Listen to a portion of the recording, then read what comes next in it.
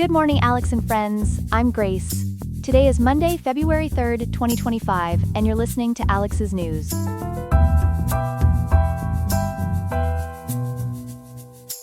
The weather in Riverside today will reach a pleasant 77 degrees with a low of 55, making it a beautiful winter day in Southern California. Coming up, we'll examine the ripple effects of Trump's latest tariffs and their impact on North American trade relations. Then, we'll explore the current state of cannabis testing in the United States and why standardization remains a significant challenge. Finally, we'll learn about an exciting medical breakthrough involving a neck nerve that could transform how we treat autoimmune diseases. All this and more coming up on Alex's News.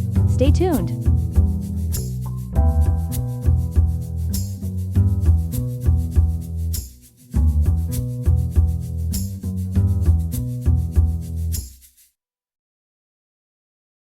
Our top story this morning focuses on an escalating trade war that's sending shockwaves through North America.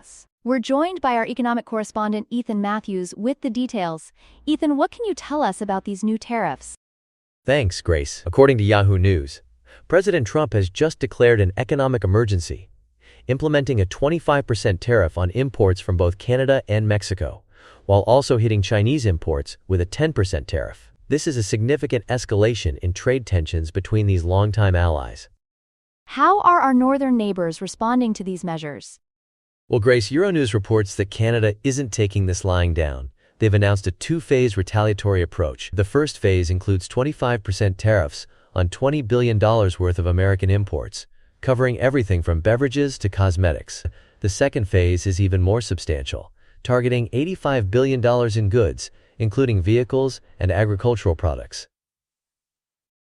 I understand some Canadian provinces are taking additional steps. What are we seeing at the local level? That's right. According to the Press Democrat, Ontario has taken the dramatic step of removing American liquor brands from government store shelves. Prime Minister Trudeau has gone further, actually encouraging Canadians to boycott U.S. products and avoid vacationing in the United States altogether. And what about Mexico's response to these tariffs? According to reporting from Yahoo News, while Mexico has announced plans for retaliatory measures, they haven't yet specified exact rates or which products they'll target. Mexican President Claudia Sheinbaum has taken a different approach, suggesting that the U.S. should focus on addressing its domestic drug and gun problems rather than imposing these tariffs. There's been some controversy about the trade deficit numbers being used to justify these tariffs. Can you clarify that for us? Absolutely. According to data from Perplexity API, President Trump's claim of a $200 minus $250 billion trade deficit with Canada appears to be significantly inflated. Toronto Dominion Bank economists estimate the actual 2024 U.S.-Canada trade deficit at around $45 billion, with energy exports making up a large portion of that figure. And what about the diplomatic fallout from all this? The Press Democrat reports that relations are quite strained, Grace. President Trump's recent suggestion that Canada should become the 51st U.S. state has particularly inflamed tensions, though Prime Minister Trudeau maintains that Canada will defend its interests while trying to avoid further escalation. Thank you for that comprehensive update, Ethan. We'll be sure to keep our viewers informed as this situation develops. We turn now to a growing concern in states where cannabis is legal. Just how safe are these products? Joining us to discuss this issue is our consumer safety correspondent, Chloe Martinez. Chloe, what are investigators finding? Grace, this is a complex issue that's raising red flags across the industry. According to NPR's recent investigation, the biggest challenge right now is the complete lack of federal oversight, which has left states to create their own patchwork of regulations. What does this mean for product testing and safety? Well, let's look at California as an example. State regulatory data shows that 5.1% of legal cannabis products are failing compliance tests. Breaking that down further, flowers have a 2.3% failure rate, while extracts are failing at a much higher rate of 9.2%. Those numbers seem concerning. What's causing these failures? A major issue, according to state cannabis regulatory agencies, is the cost of testing itself. Each full panel compliance test runs between $600 to $800, which is particularly burdensome for smaller businesses. But perhaps more alarming is what's being called lab shopping. Can you explain what lab shopping is? Certainly. Recent studies have uncovered that when identical cannabis oil samples are sent to different state-certified laboratories, the results vary dramatically. In one study, THC potency measurements from the same sample ranged from 64% to 83% across 10 different labs. Even more concerning, researchers found that actual THC potency was typically 23.1% to 35.6% lower than what was listed on the label. How are states responding to these challenges? According to state health departments, several states are taking action. Maryland and Michigan are developing reference labs to improve testing consistency. And Oklahoma has plans to open their own reference lab in about 140 days, by mid-2025. New York has testing facilities in place, but they're experiencing significant backlogs, with what should be a 2-week process often taking much longer. Is there any movement at the federal level to address these issues? Yes, there's currently a proposed Cannabinoid Safety and Regulation Act that would establish national standards for hemp-derived products. However, as of now, there are still no federal testing requirements for pesticides and heavy metals in legal cannabis products, unlike FDA-regulated agricultural products. Thank you, Chloe, for that comprehensive look at cannabis safety concerns. We'll be sure to keep following this developing story.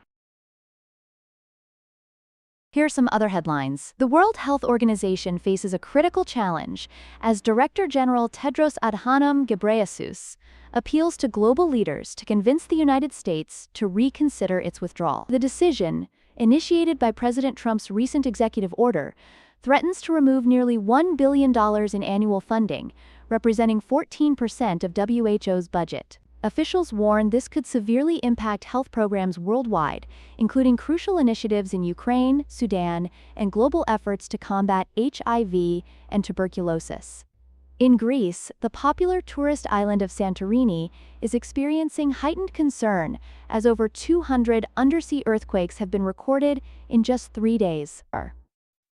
Emergency crews have been deployed, and schools were closed Monday as a precautionary measure. While most tremors have been relatively small, some have reached magnitude 4.3, prompting tourists to evacuate and hotels to drain swimming pools as a safety measure. America's national bird continues its remarkable comeback, with bald eagle populations soaring from just 417 nesting pairs in 1963 to over 71,400 pairs today in the lower 48 states.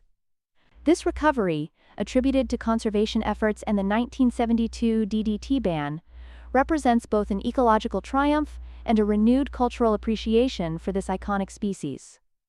In sports news, Spanish World Cup winner Jenny Hermoso has testified against former Soccer Federation President Luis Rubiales regarding the controversial kiss during the 2023 Women's World Cup victory celebration. The incident, which led to Rubiales' removal from his position, sparked international debate about respect and consent in sports. Newly revealed emails have exposed the New Orleans Saints' involvement in the Catholic Church's clergy sex abuse crisis. The NFL team, while claiming minimal involvement, allegedly assisted the Archdiocese of New Orleans with public relations strategies during the release of a list of credibly accused clergy in 2018.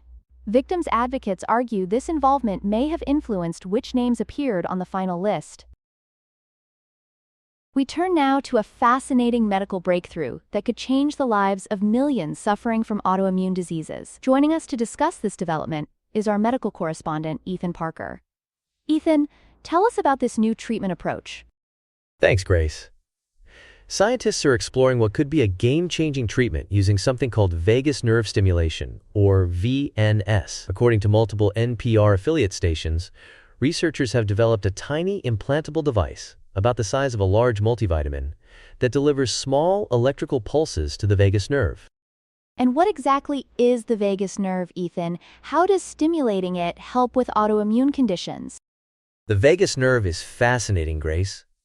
It's essentially a natural brake line for inflammation in our bodies.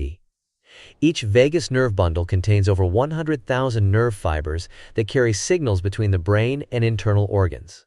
When stimulated properly, it can help control inflammation through what scientists call the inflammatory reflex. I understand there's been some recent research on this. What are the results showing? The results are quite promising. According to a landmark 2024 study involving 242 patients across 41 U.S. sites, after 12 weeks, 35.2% of patients receiving the treatment showed significant improvement compared to 24.2% in the control group. What's even more impressive is that among patients who had previous exposure to biologic drugs, the response rate jumped to 44.2% compared to just 19% in the control group. What about safety concerns, Ethan? Are there any significant risks? The safety data is actually quite encouraging, Grace. The study showed only a 1.7% rate of serious adverse events in the first 12 weeks, with no serious events reported between weeks 12 and 24. The most common side effect was just mild to moderate hoarseness from the implantation procedure. Looking ahead, when might we see this treatment available to patients? According to current projections, the FDA is expected to review the device by the end of this year. That's about 331 days from now. Rheumatoid arthritis is likely to be the first approved autoimmune indication. It's worth noting that VNS isn't entirely new.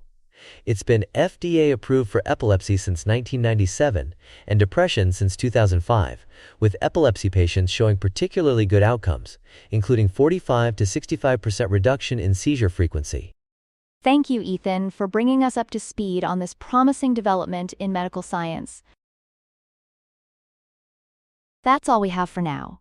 Today's episode was made by Alexander King, with Claude Sonnet 3.5, the Perplexity API, and the Google Cloud Text-to-Speech API. Hope you have a great day. I'll see you tomorrow, Alex.